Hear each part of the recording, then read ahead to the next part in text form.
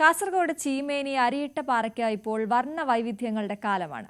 മഴക്കാലത്തെ സപുഷ്പി സസ്യങ്ങളാണ് കരിമ്പാറക്കെട്ടുകളെ നിറങ്ങൾ കൊണ്ട് പൊതിഞ്ഞു വച്ചിരിക്കുന്നത്. ഇതിൽ ആരുടെയും മനം കവരുന്നത് ചൂതും കാക്കപ്പൂവുകളുമാണ്. മഴക്കാലം ചെങ്കൽ കുന്നുകളെ നിറങ്ങൾ കൊണ്ട് മൂടുകയാണ് കാക്കപ്പൂവുകൾ. കറുത്ത പാറപ്പരപ്പുകൾക്ക് മുകളിൽ പച്ചപ്പുൽ നാമ്പുകളും മീതെ ഓണപ്പൂവുകളും. വയലറ്റ് നിറത്തിൽ കണ്ണെത്താ ദൂരത്തോളം പൂത്തുവിരിഞ്ഞു നിൽക്കുന്ന കാക്കപ്പൂക്കളും മുട്ടിയുരുമി സൂചിമുട്ടുകൾ പോലെ ചൂതും.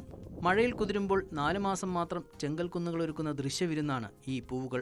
മഴ കൂടുതൽ ലഭിച്ചതിനാൽ ഇത്തവണ കാക്കപ്പൂവും സമൃദ്ധമായി പൂവിട്ടിട്ടുണ്ട്.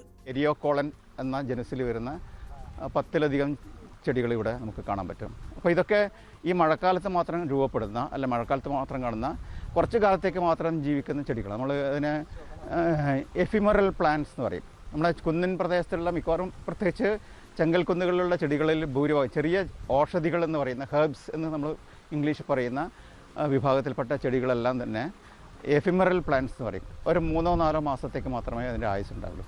വൈകുന്നേരങ്ങളിൽ ദൂരസ്ഥലങ്ങളിൽ നിന്ന് പോലും ഈ ദൃശ്യഭംഗി ആസ്വദിക്കാൻ ആളുകൾ എത്താറുണ്ട്. പൂക്കളമൊരുക്കാനുള്ള പൂവുകൾക്കായി നാട്ടുകാരും കുന്നിൻ മുകളിൽ എത്തിച്ചേരും. ചൂതുവർഗത്തിൽപ്പെട്ട 10ലധികം ഇനം സസ്യങ്ങളും 6 തരം കാക്കപ്പൂക്കളും അരിയിട്ടപ്പാറയിൽ കണ്ടെത്തിയിട്ടുണ്ട്. കാസർഗോഡ് മുതൽ മലപ്പുറം വരെ ഇത്തരം ചെങ്കൽ കുന്നുകൾ വലിയ തോതിൽ ജലം സംഭരിച്ചു വയ്ക്കുന്നു.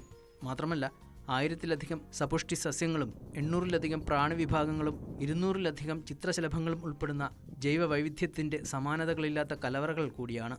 ന്യൂസ് 18 ചീമേനി.